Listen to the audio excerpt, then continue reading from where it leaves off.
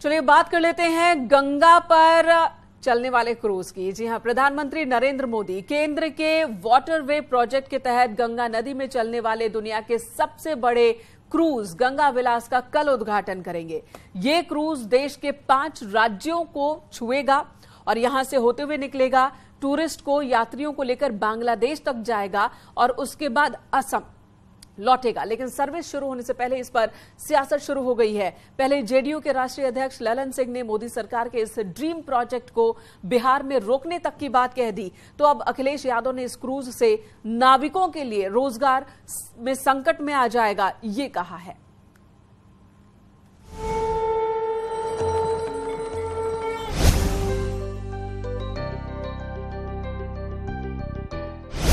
दुनिया का सबसे लंबा क्रूज, दुनिया की सबसे लंबी दूरी तय करने के लिए प्रधानमंत्री मोदी के संसदीय क्षेत्र वाराणसी से रवाना होने वाला है।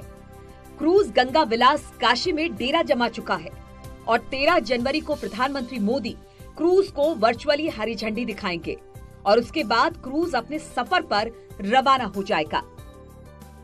गंगा विलास क्रूज का सफर, भारत से बांग्लादेश की यात्रा, रास्ते में 5 राज्यों से गुजरेगा, 27 नदियों को पार करेगा, 50 दिनों का लंबा सफर, 3200 किलोमीटर की दूरी, वाराणसी से चलकर बिहार में बोधगया, नालंदा से होते हुए पश्चिम बंगाल में एंट्री होगी, जहां मुर्शिदाबाद और कालना होते हुए कोलकाता का सफर तय कराएगा।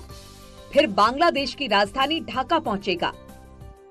50 दिनों के सफर में गंगा विलास क्रूज 50 पर्यटन स्थलों की सैर करवाएगा। लेकिन इस पर्यटन सफर पर अब सियासी सफर भी शुरू हो गया है।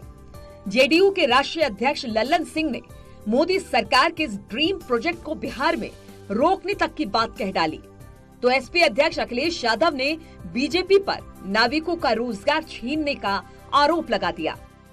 पहाड़ बन गया है गाद का गंगा नदी में, और गंगा में जो जहाज चलाने की बात कर रहे हैं वो जनता के पैसा का लूट करने का काम कर रहे हैं, वो जनता का पैसा लूट रहे हैं। इसलिए कि हर साल आप जहाज चलाइएगा, हर साल गंगा के खाद को जो गाद है उसको साफ करिएगा और फिर अगला साल बाढ़ में गाद जमा हो जाएगा। ये पैसा का लूटे ना है।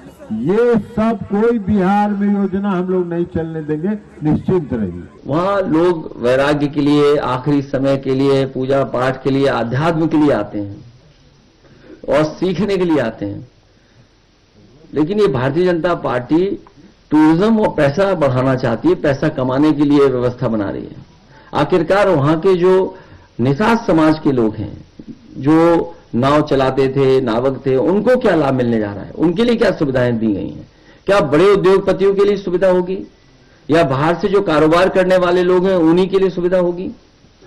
हमारे नाव चलाने वालों के लिए क्या सुविधा होगी? और इसी तरह जब आपके गोमती रिवर फ्रंट में इस तरह की नाव चलने की कोशिश थी तो उसको क्यों खत्म कर दिया गया?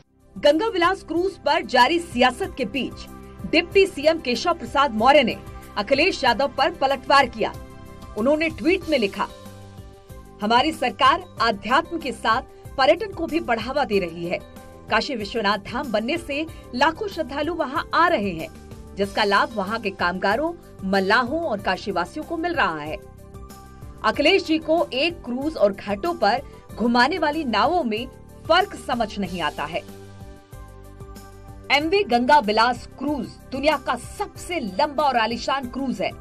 62 मीटर लंबा और 12 मीटर चौड़ा ये क्रूज किसी 5 स्टार होटल से कम नहीं। 18 स्वीट्स वाले इस क्रूज में शानदार और भव्य रेस्तरां है, स्पा और सनडेक की सुविधा भी मिलेगी। लेकिन एक तरफ बिहार में इस क्रूज की एंट्री पर घमासान मच गया है, तो दूसरी तरफ पर्यटन को बढ़ावा देने के इतर अखिलेश यादव इस क्रूज पर भी सियासत करने से नहीं चूके।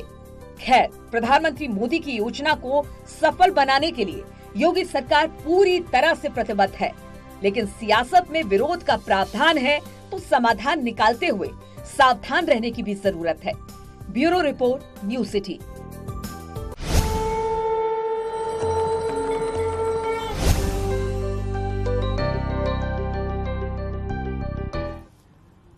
कल सीएम योगी रविदास घाट पर गंगा विलास क्रूज के शुभारंभ समारोह में शामिल होंगे। सीएम योगी ने क्रूज सेवा शुरू होने पर खुशी जताई और कहा कि अब श्रद्धालु जल मार्ग से भी काशी विश्वनाथ धाम आ सकते हैं।